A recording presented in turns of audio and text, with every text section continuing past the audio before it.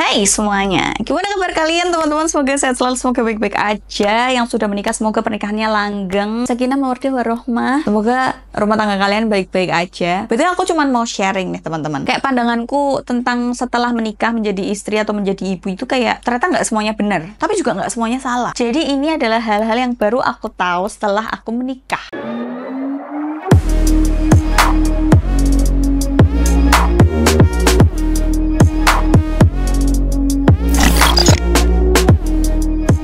Pertama, komunikasi.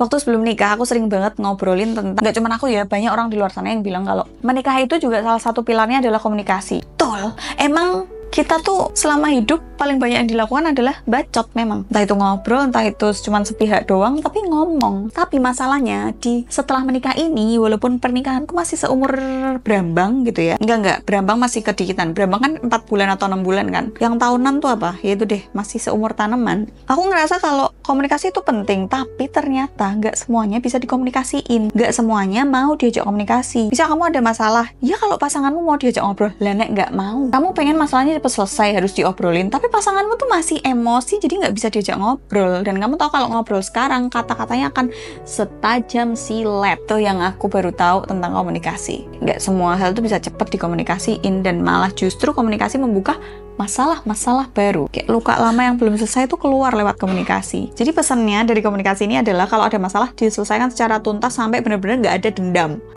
Kalau misalnya lagi mau nidurin Raila atau Raila udah tidur tapi belum yang angler-angler banget, belum bisa tak copot ya pabrik susunya gitu. Aku sambil buka TikTok tuh kan banyak ibu-ibu yang bikin konten kayak bangun tidur, subuh, sholat, masak, nyuci, ngepel, nyapu, ngapa terus sampai anaknya bangun, habis itu ngurusin anaknya. Ini kayak hidupnya tuh kayak duk.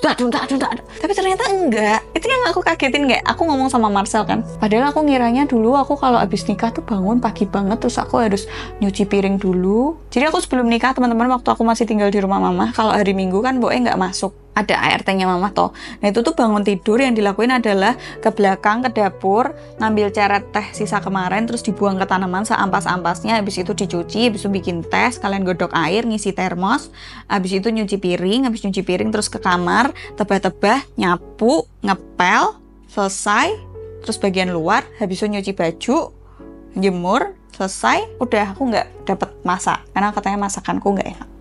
Bayanganku setelah nikah aku akan melakukan semua itu di rumahku nanti. Ternyata enggak. Misal Mbak Casey udah masak apa, terus tiba-tiba aku ngidam apa, aku boleh beli di luar. Ternyata aku nggak perlu melakukan semuanya. Nggak semenakutkan itu ternyata.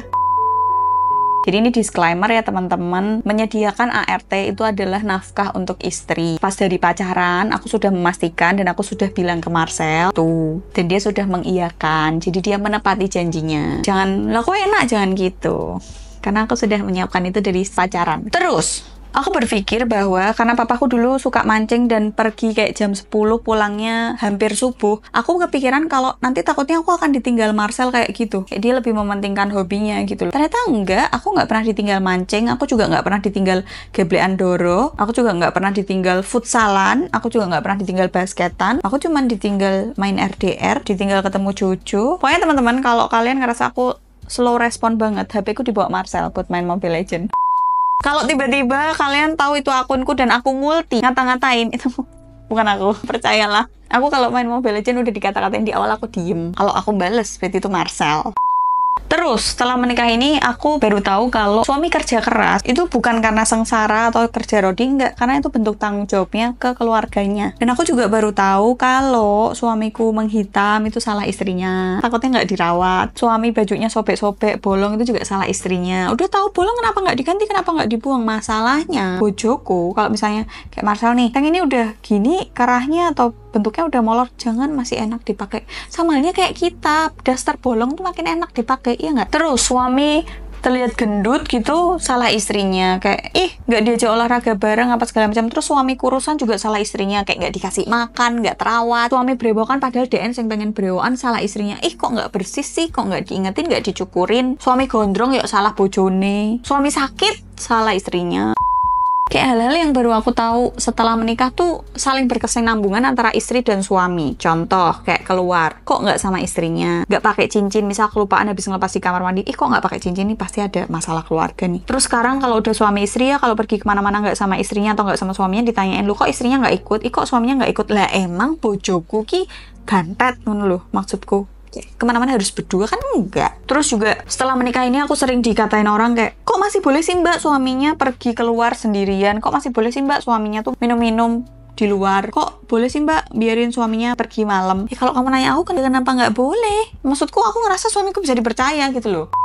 Terus juga aku baru tahu kalau menantu melawan saat disakiti keluarga suami itu durhaka, kata mereka. Enggak, aku nggak relate yang itu. Terus aku baru tahu juga kalau setelah menikah suami itu boleh loh membantu pekerjaan istri. Setelah menikah juga aku baru tahu kalau banyak orang-orang ngerasa kalau suami kerjaan rumah kayak nyiapin bekal, nyuci baju, nyuci piring, siram-siram itu suami yang diperbudak istri. Padahal enggak juga. Marcel juga sering kok ngerapiin kasur, karena aku kalau main sama Raila tuh kan berantakan banget ya di kasur, pasti gerudak-geruduk, wah mobile kabeh gitu.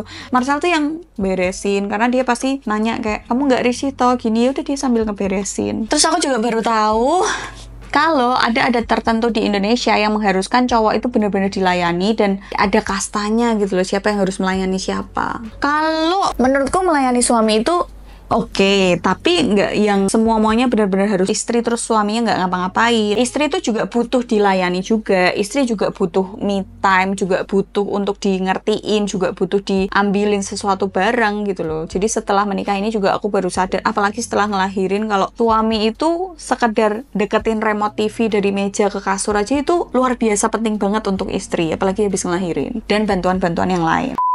Terus aku baru tahu juga kalau dunia pernikahan itu ya, istri itu harus nyiapin segala macam kayak mulai bekal, baju, apa segala macam di malam hari, dan tidurnya kurang, paginya udah bangun lebih pagi daripada suaminya. Itu yang aku lihat sih. Tapi kalau yang aku rasain, menikah tidak sekejam itu dan tidak senyebelin itu. Karena alhamdulillahnya Marcel itu cukup enak untuk diajak kompromi dan cukup enak untuk ditegur. Kayak misal, kita kan tinggal di keluarga yang berbeda. Pasti budaya kita tuh kan berbeda ya. Yang dilihat Marcel dari kecil tuh kan pasti orang tuanya dan keluarganya. Begitupun juga aku. Pasti ada beberapa budaya yang berbeda nih sama kita. Nah, Marcel tuh untungnya kalau diajak ngobrol tentang itu tuh enak gitu loh. Bukan yang, ya nggak bisa, keluargaku gini, keluargamu gitu ya udah terserah. Nggak, Marcel untungnya nggak kayak gitu. Jadi kalau misalnya aku ngobrol tentang, kayaknya harusnya begini nggak sih? Soalnya aku nggak pernah nih melihat bla bla bla bla. Dia enak kalau diajak ngobrol dan mau berkompromi. Kayak menurut dia make sense juga ya itu, ya dia mau berubah.